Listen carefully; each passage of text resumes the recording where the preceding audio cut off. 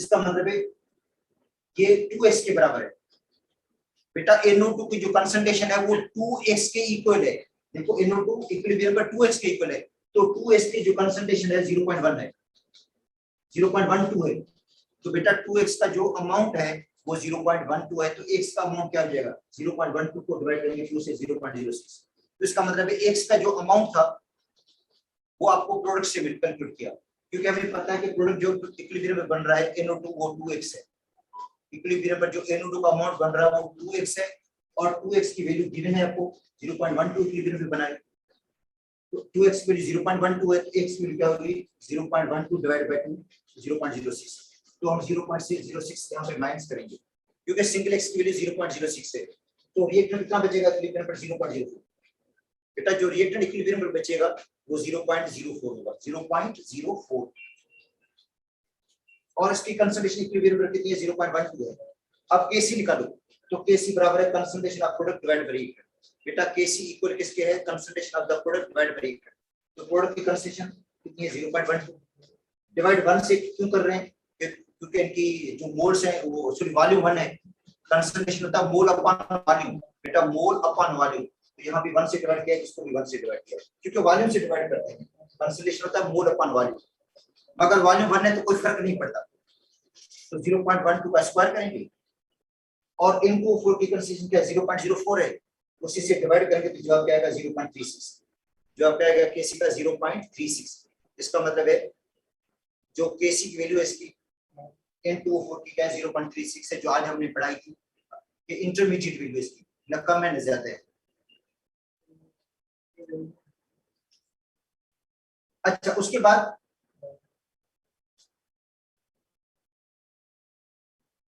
दूसरा जो मेथड है बेटा वो केमिकल मेथड का है। जो दूसरा मेथड है वो केमिकल मेथड, और ये भी आपने 8वें चैप्टर के अंदर पढ़ा था मेथड कि केमिकल मेथड के जरिए भी हम रेट ऑफ रिएक्शन निकालते हैं, क्योंकि हम लेते हैं एसिडिक एसिड और इथाइल अल्कोहल। एसिडिक एसिड लेते हैं और इथाइल अल्कोहल लेते हैं in the presence of acid catalyst. इसके अंदर एसिड कैटलिस्ट भी यूज करते हैं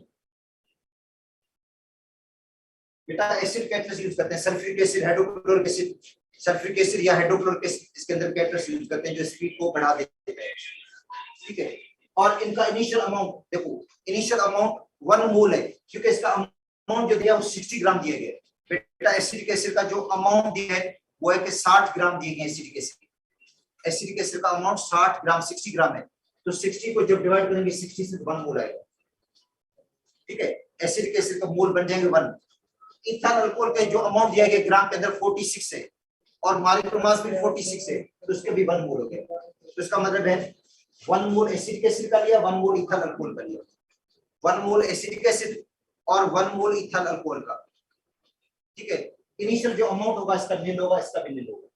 इसका मतलब है इनिशियल जो अमाउंट है प्रोडक्ट का नील होता है, प्रोडक्ट होता ही नहीं है इनिशियली। जैसे रिएक्शन वो करेगा, रिएक्शन स्टार्ट होगा इनका, इनको आपस में मिलाएंगे, इन दोनों को मिक्स करेंगे, तो स्टार्टिंग में फॉरवर्ड रिएक्शन डोमिनेट होता है।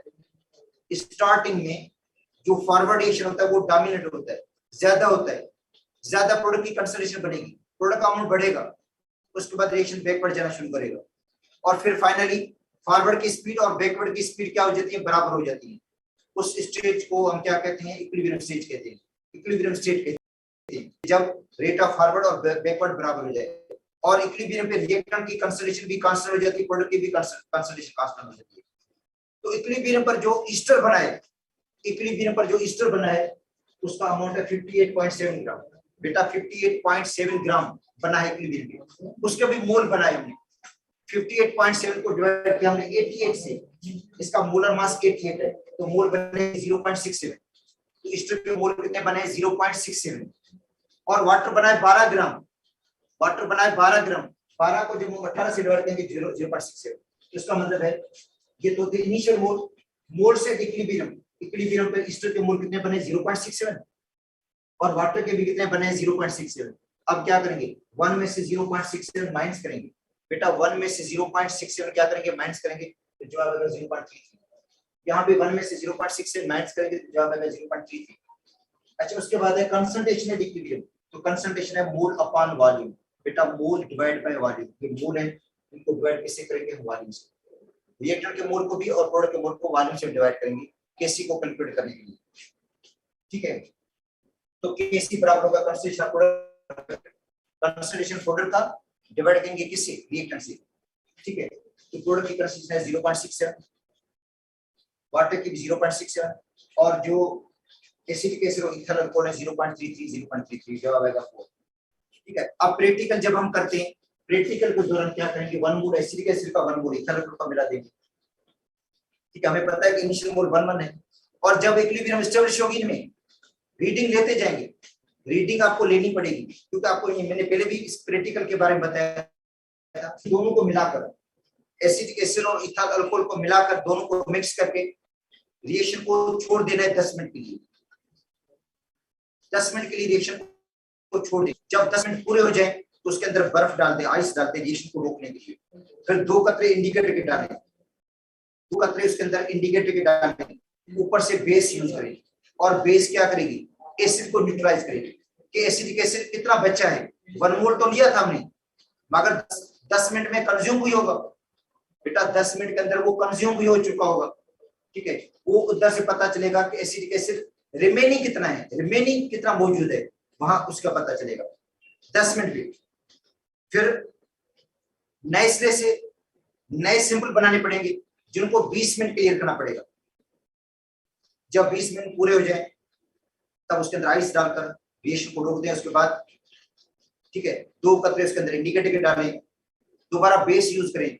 अब जो बेस का अमाउंट होगा वो इतना ज्यादा यूज नहीं होगा, क्यों, क्योंकि टाइम गुजर गया ना, 20 मिनट हो गए, तो एसिडिक एसिड का अमाउंट ज्यादा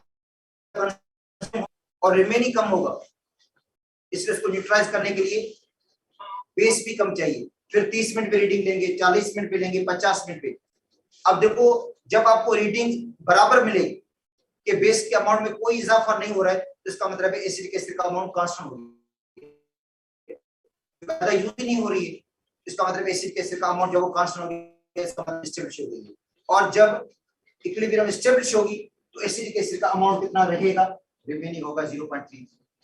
और ये कहां से पता चला, एक्सपेरिमेंट से पता चला, ये बेस के अमाउंट से पता चला कि एसिडिक एसिड जो रिमेनिंग है इक्विलिब्रियम पे 0.33 है, बाकी सारा कंज्यूम हो गया, बाकी सारा कंज्यूम हो गया। तो वहां से हम केसी की वैल्यू निकालेंगे, इस तरह ये कैलकुलेट किया हुआ। ये केमिकल मेथड था। अच्छा, उसके बाद था application of the law of equilibrium. बेटा, लॉ ऑफ इक्विलिब्रियम की एप्लीकेशंस देखो, law of equilibrium is used to calculate KC. Law of equilibrium को यूज करते हैं केसी को कैलकुलेट करने के लिए। ठीक है, इक्विलिब्रियम कांस्टेंट को कैलकुलेट करने के लिए। And KC is used to predict direction of reaction and extent of the reaction. तो केसी को यूज करते हैं डायरेक्शन ऑफ रिएक्शन के लिए और एक्सटेंट ऑफ द रिएक्शन के लिए। मैंने एक प्रॉब्लम सुबह आपको पढ़ाया था डायरेक्शन ऑफ रिएक्शन का, ठीक है, वो पढ़ा दिया था जो बुक में एग्जांपल गिवन है अमोनिया वाली। अब एक एग्जांपल ऐसी है जो हल की हुई नहीं है बेटा, जिसमें लिखा हुआ है सेल्फ चेक एक्सरसाइज 7.7।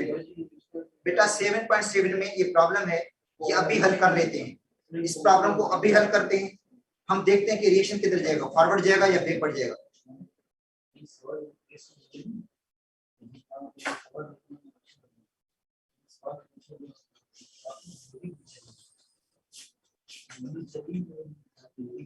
तो पेज नंबर है बेटा 157 पे।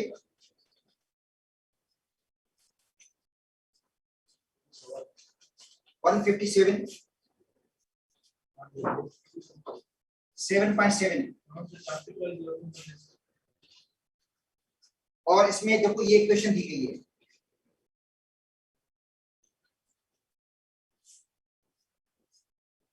COCl2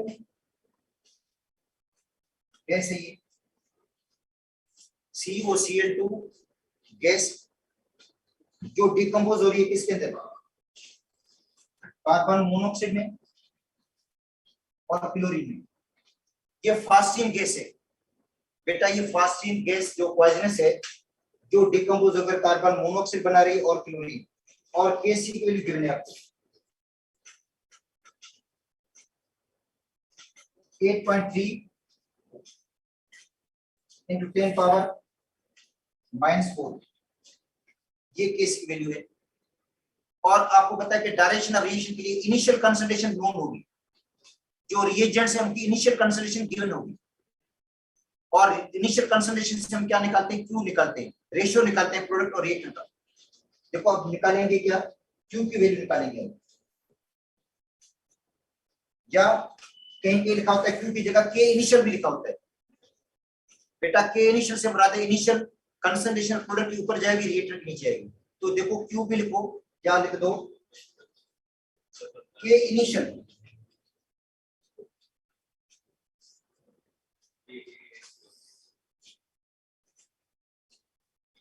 तो carbon monoxide initial,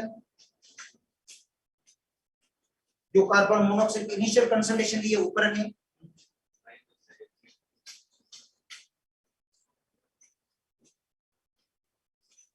Cl2 initial ऊपर रख दें,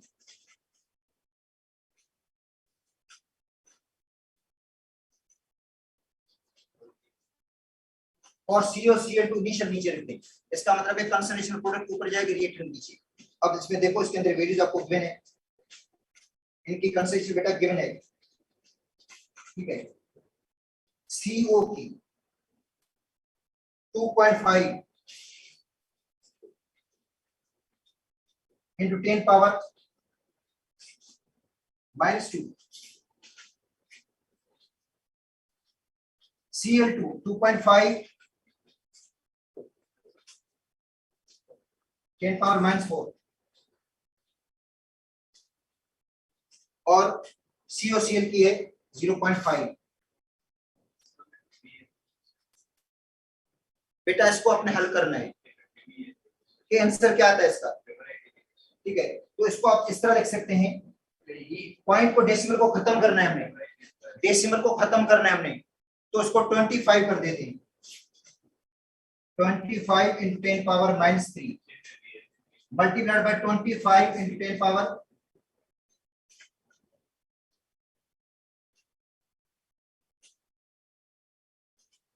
-2 है। तो 25 into 10 power -3, बेटा ये पावर -2 था, ये -3 हो गया, डेसिमल को शिफ्ट किया हमने, 25 हो गया, ठीक है। और 5 को हम लिखते हैं 5 into 10 power -1। अब क्या होगा, 25 का 5 का 25 को लग जाएगा 5 बार,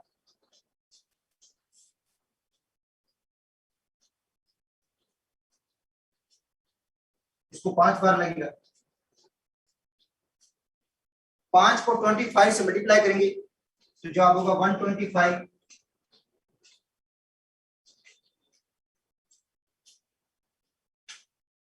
बेटा 5 को 25 से मल्टीप्लाई तो 125 होगा। अब आते हैं पावर पे, तो पावर जो है इन दोनों को हम सम करेंगे, 6 हो जाएगा, माइनस का 6 होगा, और ये माइनस का ऊपर जाएगा तो प्लस का हो जाएगा, ठीक है। तो जवाब आएगा 10 पावर -5, ठीक है। इसको हम ऐसे भी लिख सकते हैं 1.25 into 10 पावर, बेटा 1.25 डेसिमल को शिफ्ट करेंगे हम, 1.25 into 10 पावर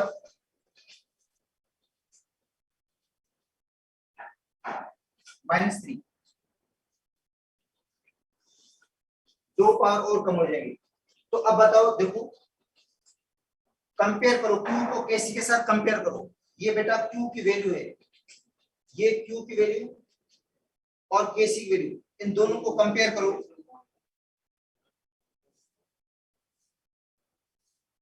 अब देखो Q की वैल्यू और ये KC की वैल्यू है, तो Q की वैल्यू क्या बड़ी है, Q ग्रेटर है,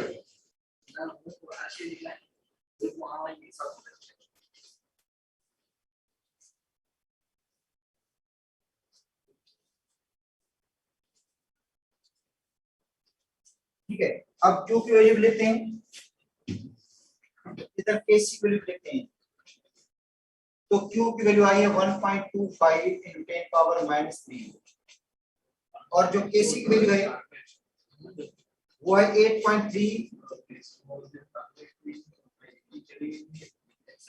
तो ये लार्जर है, ठीक है, लार्जर है। तो अब लिखेंगे सिंस, रिजल्ट लिखेंगे